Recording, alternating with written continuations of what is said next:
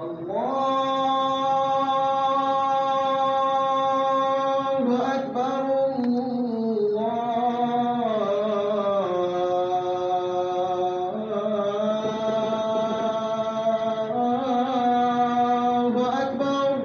لله القائل في القرآن الكريم أعلم أنه لا إله إلا الله واستغفر لذنبك. أحمده سبحانه وتعالى وأشكره وأشهد أن لا إله إلا الله وحده لا شريك له وأشهد أن محمدًا عبده ورسوله صلوات الله وسلامه عليه وعلى آله وأصحابه ومن دعا بدعوته وسن بسنته إلى يوم الدين.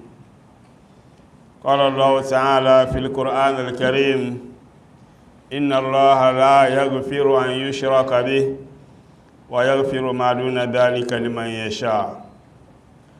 وقوله في محكم تنزيله: إنه من يشرك بالله فقد حرم الله عليه الجنة ومأواه النار وما للظالمين من أنصار. وقال تعالى في القرآن الكريم: فإذا ركبوا في الفلك دعوا الله مخلصين له الدين فلما نجاهم إلى البر إذا هم يشركون ليكفروا بما آتيناهم فليتمتعوا فسوف يعلمون. أولم يروا أنا جعلنا حرما آمنا ويتخطف الناس من حولهم أفبالباطل يؤمنون وبنعمة الله يكفرون. Louange à Allah qui dans le Saint-Coran nous dit: sache qu'il n'y a d'autre divinité digne d'adoration sauf Allah et cherche le pardon de tes péchés. Nous témoignons qu'il est le seul, donc Allah est le seul digne d'être adoré. Et nous témoignons également que le messager Muhammad sallallahu alayhi wa sallam est l'envoyé de Dieu. Paix et bénédiction d'Allah sur lui, sur sa noble famille, sur ses fidèles compagnons, sur tous ceux qui les ont suivis et qui les suivront jusqu'au jour de la rétribution. Chers frères et sœurs en islam, Allah dit dans le Saint-Coran, je cite: Inna Allah la yaghfiru an yushraka bihi wa yaghfiru ma duna dhalika liman yasha. Certes, Allah ne pardonne pas qu'on lui associe quoi que ce soit, mais il pardonne à qui il veut. Dans le Saint-Coran également, il dit: certes, celui qui donne des associés à Allah, innahu man yushrik billah faqad harrama Allahu alayhi al-jannah. Le paradis est interdit pour lui. Son refuge éternel sera l'enfer.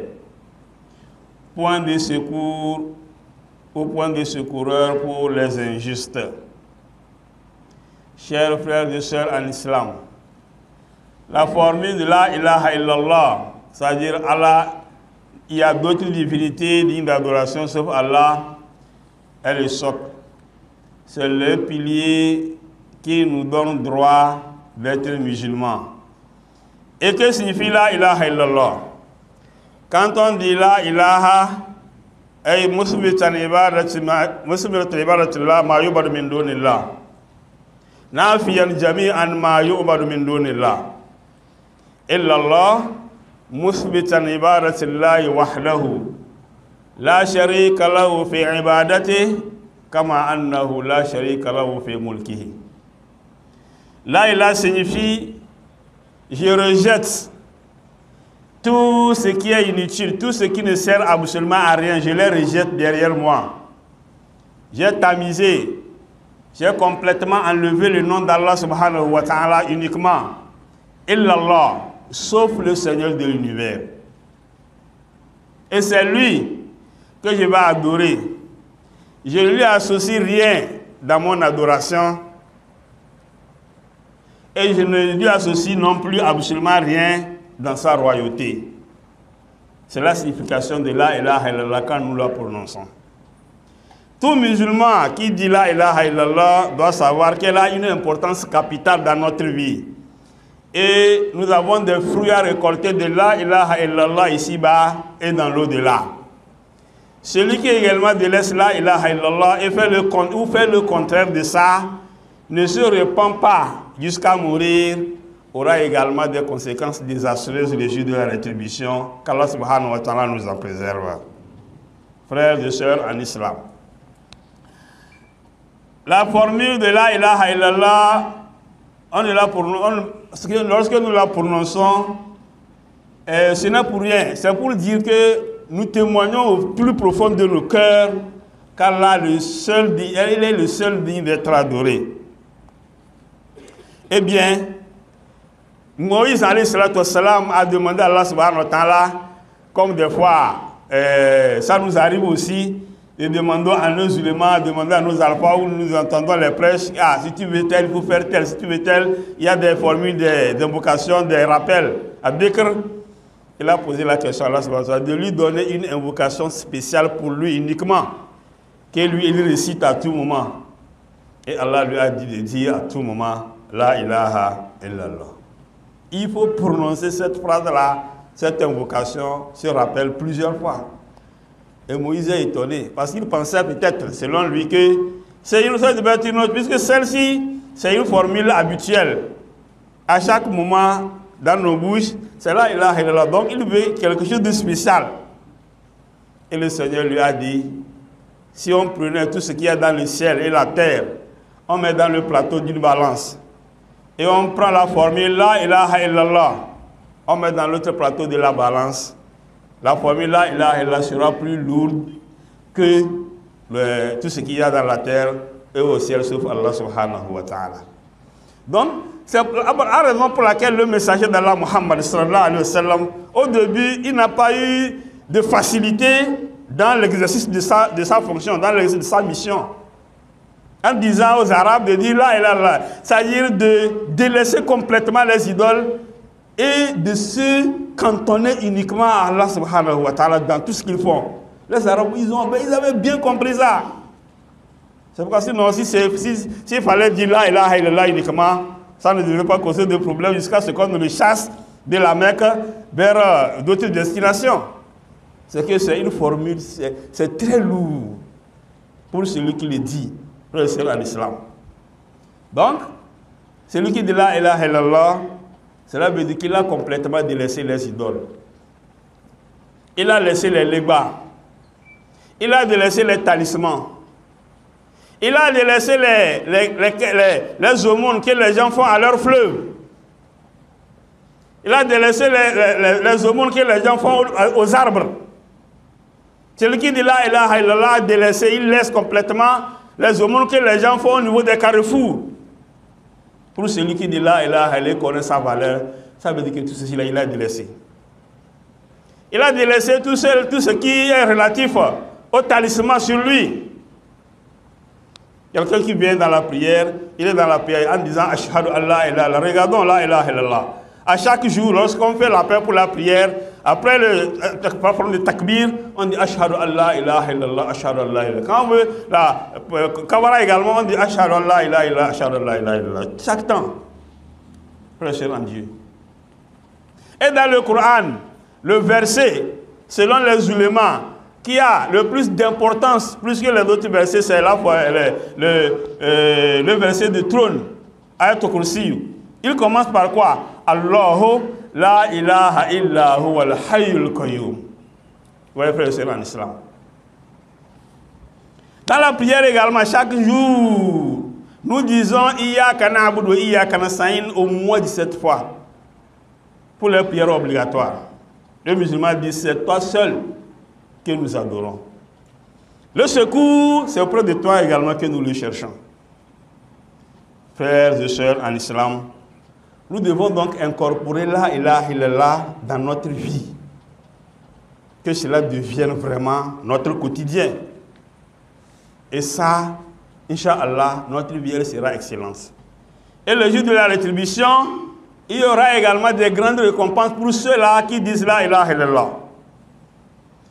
force de constater que la plupart de ceux-là qui disent la ilaha illallah selon le Coran, certains d'entre eux sont des idolâtres. C'est Allah subhanahu wa ta'ala qui a dit wa ma yu'minu aktharuhum billah illa wa hum mushrikun. Allah dit, tu vois, la plupart d'entre eux sont des hypocrites et sont des idolâtres.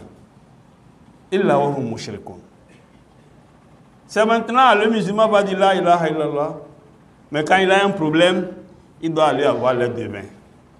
Le musulman dit la ilaha illallah, quand il a un souci, il doit aller voir les charlatans.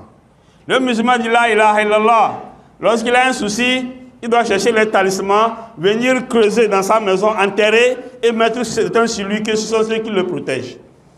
Vous allez voir le musulman qui dit la ilaha illallah, ce sont eux qui ont des bagues fabriquées avec des couleurs bizarres. Je ne parle pas de... Il a porté des bagues, je ne parle pas de bagues, je ne parle pas de ça. Si vous avez ça, vous pouvez en acheter, sauf de l'or. Mais des talismans, des bagues préparées. Et le musulman croit en ça. C'est là le problème. C'est le problème auquel nous sommes confrontés maintenant, frères et sœurs en islam. Donc, l'islam a été très clair. Parce que dans ces derniers moments, nous avons ces problèmes de certains qui, selon eux, pensent que c'est l'islam qui nous a dégradés parce qu'on a délaissé la culture de nos ancêtres. Donc, il faut retourner aux sources, d'aller voir un musulman qui dit la ilaha illallah, iyyaka na'budu wa iyyaka nasta'in, il cherche de l'eau, il verse aux dieux de la terre et il prie en appelant leur nom, que sont ces dieux protecteurs. Et après ça devient des soucis en s'insultant avec les alphas. Non, l'islam a dit, il faut que ça soit clair. Si vous voulez être idolâtre, prononcez-vous, je suis idolâtre, c'est fini. Là, quand vous mourrez, on va appeler les legbaman, les hounos, ils vont venir vous enterrer, c'est clair. Mais celui qui, nous on parle à ceux qui disent la ilaha illallah. Là, Allah dit, ya ayyuhal ladhina amanu, udkhulu fi silmi kafa, wa la tattabi'u khutuwati shaitan, innahu lakum aduwwun mubin. C'est très clair. Que vous les croyants, vous les musulmans, entrez complètement dans l'islam. Et ne suivez pas les pas du diable. Parce que Satan, c'est un ennemi déclaré pour vous. C'est ce que nous disons. Donc, si on se dit croyant, musulman, tout ce qui nous arrive, nous devons savoir que cela provient d'Allah subhanahu wa ta'ala. D'ailleurs, le messager d'Allah, Muhammad sallallahu alayhi wa sallam, a dit, il y a 3 catégories de personnes. Les jours de la rétribution, ils ne seront pas hébergés par Allah subhanahu wa ta'ala. Ils ne vont pas sentir l'odeur de la douceur et ils auront un châtiment un châtiment douloureux. La première catégorie de personnes, c'est al-ishrak billah, l'idolâtrie vers Allah subhanahu wa ta'ala. Celui qui associe quelque chose à Allah subhanahu wa ta'ala. Ou encore kul walidain, celui qui est impoli envers ses parents. Et il y a aussi le troisième qui est là. Vous voyez, c'est les grands péchés ça, l'idolâtrie. Et lui, elle a été très claire. S'il n'y a pas de repentance et quelqu'un meurt avec l'idolâtrie, ce n'est pas nous, des fois les gens disent, les alphas, les imams envoient les gens en enfer, ils disent ça là c'est haram. Non, c'est le Coran qui a dit, c'est interdit. Le Coran a été très clair. Donc frères et sœurs en islam, que ça ne devient pas polémique entre les gens. Celui qui veut être idolâtre, il n'a qu'à s'arrêter à l'idolâtrie. Mais un musulman croyant n'a pas envie ou n'a pas droit d'aller encore dans les idoles. C'est ce que nous disons. Et que ça soit très clair. Qu'Allah subhanahu wa ta'ala nous pardonne nos erreurs, qu'il fasse de nous des musulmans sincères. أقول قولي هذا وأستغفر الله لي ولكم ولسائر المسلمين من كل ذنب فاستغفروه إنه هو الغفور الرحيم. الحمد لله الذي هدانا لهذا وما كنا لنهتدي لولا أن هدانا الله. ونصلي ونسلم على المبعوث رحمة للعالمين خاتم النبيين وإمام المتقين وعلى آله وأصحابه ومن سار على نهله وسن بسنته إلى يوم الدين. Louange à Allah, maître de l'univers, miséricordieux par essence et par excellence. Allah est le seul digne d'être adoré. Que sa paix, sa miséricorde soit sur le prophète Muhammad sallallahu alayhi wa sallam, sur sa famille, sur ses compagnons et sur le monde entier. La formule de la ilaha illallah, lorsque nous la prononçons correctement et suivons, n'est-ce pas, les conditions que cela exige, Inch'Allah, et notre fin couronne de la ilaha illallah, l'accès direct sur le paradis. Comme l'a dit le messager Muhammad sallallahu alayhi wa sallam, man kana akhir kalamihi la ilaha illallah dakhal al-jannah. Celui dont la dernière parole est la ilaha illallah, il est entré au paradis. Qu'Allah subhanahu wa ta'ala facilite le paradis pour nous. Mais pour avoir accès au paradis et surtout pour pouvoir dire la ilaha illallah, il y a des conditions à suivre. Parmi lesquelles, il faut quand même bien prononcer cette formule de la ilaha illallah. Certains disent la ilaha illallah, ce n'est pas ilah, c'est illallah. Ça veut dire sauf. Et de deux, il faut suivre les indications de la ilaha illallah. Donc, quand on va à l'hôpital, on vous prescrit, n'est-ce pas, des produits, mais il y a des indications, des contre-indications. Il faut éviter, n'est-ce pas, et surtout l'idolâtrie et être bien envers ses parents. Ne pas les embêter. Quelqu'un voulait mourir comme ça, il ne pouvait pas faire là et là et là, tout simplement parce qu'il n'a pas été juste envers sa maman.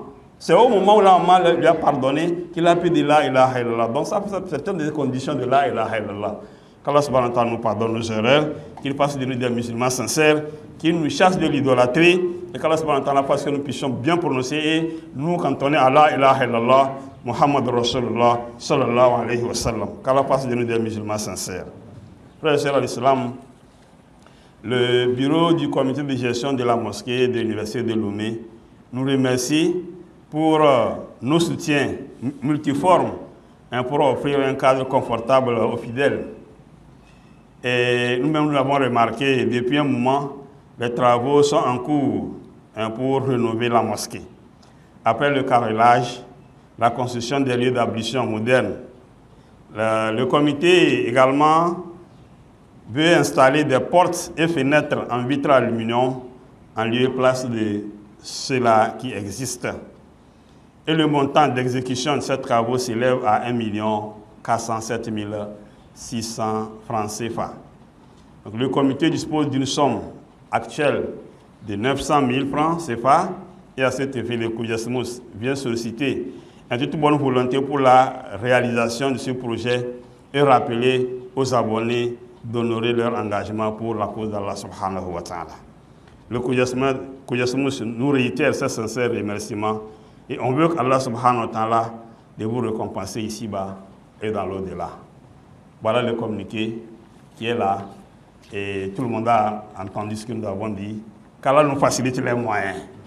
Qu'Allah subhanahu wa ta'ala nous facilite les moyens. C'est les moyens, qu'Allah subhanahu wa ta'ala nous les facilite. Si nous avons vraiment modernisé nos portes, je crois que c'est très important. La mosquée universitaire, c'est une des mosquées les plus importantes.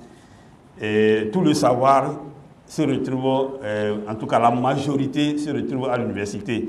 Donc au moins, Inch'Allah, que notre mosquée soit visible pour les abonnés également. Il y a l'habitude de dire que c'est le Coran, ce n'est pas moi.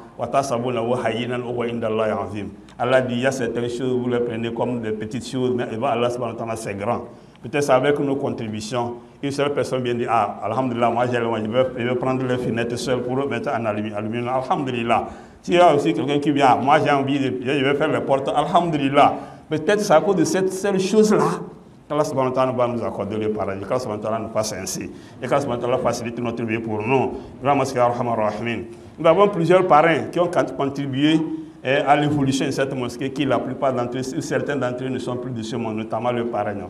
Et aujourd'hui, Inch'Allah, nous avons voulu penser à lui en demandant une prière à nous tous. Après nos invocations, nous allons prier pour ce parrain. Pour ceux-là qui le connaissent, ils le connaissent. C'est ici sa place. Pour ceux-là qui ne le connaissent pas, je crois qu'ils font partie des parrains qui ont vraiment initié ces activités de la mosquée et d'autres de l'AMT. Il n'est pas le seul. Je me rappelle aussi du d'ancien ministre de l'économie Droudiaé, il y a le professeur Bawa. Ils sont nombreux, certains parmi eux qui sont déjà partis dans l'au-delà, quand on entend leur face miséricorde. Aujourd'hui, nous sommes en train d'appeler leur nom dans la mosquée. C'est une grande chose, c'est une grande avancée pour eux. Qui est déjà parti dans l'au-delà, mais on veut se rappeler de toi, c'est dans la mosquée, alhamdulillah. Donc ceux-là avec qui nous sommes là, qui ont la patience des jeunes, parce que ce n'est pas facile de vivre avec les jeunes quand on a un âge donné. Parce que vous avez déjà traversé beaucoup de choses, mais ils ne voient pas ça. Ils voient les choses comme devant leurs pieds, quoi. Mais c'est la patience. Ils ont toujours la patience et ils nous suivent dans nos pas. Quand on leur donne une longue vie. qu'Allah fasse nous tous une puissions de rencontrer dans le paradis Firdaus. Donc pour ceux-là qui ont besoin de s'abonner de nouveau, de donner de leur contribution ou de nous aider à pouvoir vraiment arranger ces fenêtres et portes qui nous voient le Koujasmos ou les parrains, on va nous indiquer comment cela va se passer. Allah wa sallu ala khair khalqillah, Muhammad bin Abdullah. كرمكم الله بذلك قال عز من قال الله تعالى وملائكته يصلون على النبي يا أيها الذين آمنوا صلوا عليه وسلموا تسليما اللهم صل على محمد وعلى آل محمد كما صليت على إبراهيم وعلى آل إبراهيم إنك حميد مجيد اللهم بارك على محمد وعلى آل محمد كما باركت على إبراهيم وعلى آل إبراهيم إنك حميد مجيد وارض الله عن الخلفاء الأربعة أبو بكر الصديق وعمر بن الخطاب وعثمان بن عفان وعلي بن أبي طالب وعن الصحابة أجمعين وعن التابعين والتابعين لهم بإحسان إلى يوم الدين اللهم أعز الإسلام والمسلمين وأذل الشرك والمشركين ودمر أعداءك وأعداء الدين وانصر المجاهدين في كل مكان اللهم آمنا في أوطاننا وسلامتنا ولاة أمورنا واجعل ولايتنا في من خافك واتقاك واتبع رضاك يا رب العالمين اللهم لا تدع لنا ذنبا إلا غفرته ولا هما إلا فرجته ولا دينا إلا قضيته ولا حاجة من حوائج الدنيا ولا آخرة إلا قضيتها يا أرحم الراحمين اللهم آت نفوسها تقواها وزكها أنت خير من زكاها أنت وليها ومولاها اللهم فرج هم المأمومين ونفس كرب المكروبين واقض الدين عن المدينين واشف مرضانا ومرضى المسلمين اللهم لا تفرق جماعنا هذا إلا بذنب مغفور وسعي مشكور وعمل صالح متقبل مبرور وتجارة لن تبور يا عزيز يا غفور اللهم حبب إلينا الإيمان وزينه في قلوبنا وكره إلينا الكفر والفسوق والعصيان واجعلنا اللهم من الراشدين إن الله وملائكته يصلون على النبي يا أيها الذين آمنوا صلوا عليه وسلموا تسليما سبحان ربك رب العزة عما يصفون وسلام على المرسلين والحمد لله رب العالمين